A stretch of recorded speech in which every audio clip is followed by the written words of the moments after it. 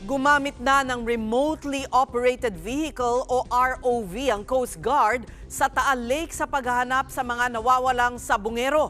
At isang bagong ebidensya umano ang nakita.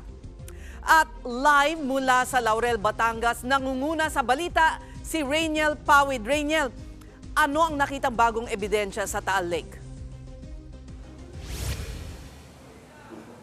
Sa initial na impormasyon nga ang ibinigay sa atin ng Philippine Coast Guard, sinabi nilang posibleng bagong ebidensya yung na-detect nitong remotely operated vehicle na idineploy kaninang umaga. At katulad nga nung mga nakaraan na nahukay nakuha doon sa ilalim ng lawa na 5 sako ay hindi na idinetalye nitong PCG kung ano nga ba yung texture o yung struktura nitong na-detect nila kanina. At sa buong maghapon ay naging maulan nga yung lagay ng panahon dito sa Laurel, Batangas. Pero hindi naman nahinto yung ikalimang araw ng search and retrieval operations doon nga sa Ground Zero. Nakatulong din sa kanila itong ang buwan naman ng paggamit nitong ROV, nitong underwater equipment para nga makita ng mas malinaw yung ilalim nitong lake bed. At sa ngayon, yung hindi pa nasisigurado ay kung katulad nga ba nung mga unang ebidensya itong sa nakita natin ngayon. Sabi nila itong underwater equipment na ito ay mas malinaw nga yung kuha at may clamp din na kayang mag-angat ng nasa 10 kilo ng ebidensya o ng gamit na makikita doon sa ilalim. At sa unang pag-dive pa lang, 52 feet na yung naging ilalim nung inabot nitong underwater na drone.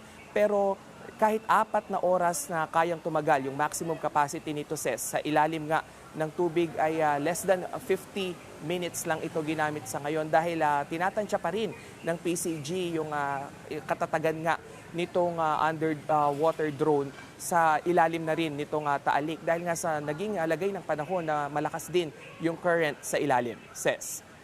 Rainiel, saan naman ngayon nakafocus ang paghahanap nitong ROV sa Taal Lake? Doon sa sinabi sa atin ng PCG, doon sa kanilang searching map, ay nandun ito unang lumarga sa may sentro noong Ground Zero. At pagdating doon sa sentro, 20 diameter o 20 meters yung ginalugad nga nito. Pero sa mga susunod daw na araw ay magiging segment by segment na nga yung paghahanap o yung pagsisid nito. So technically nasa 150 meter by 150 meter pa yung gagalugarin nga nitong underwater drone equipment natin na ito. At sa kapapasok lang na balita, sinabi rin ng PCG na kanina yung na-detect na possible na bagong ebidensya ay pinadive din doon sa mga human diver natin. Pero so far, 5 o'clock, dumating sila dito sa port at wala silang bit-bit na mga bagong ebidensya. Yan ang ulat ni Rainiel Pawid, live mula sa Laurel, Batangas. Mga kapatid, Jig Manikad po, pagdating sa mahalagang balita sa loob at labas ng bansa, dapat una sa lahat, mag-follow at mag-subscribe na sa social media pages ng News 5.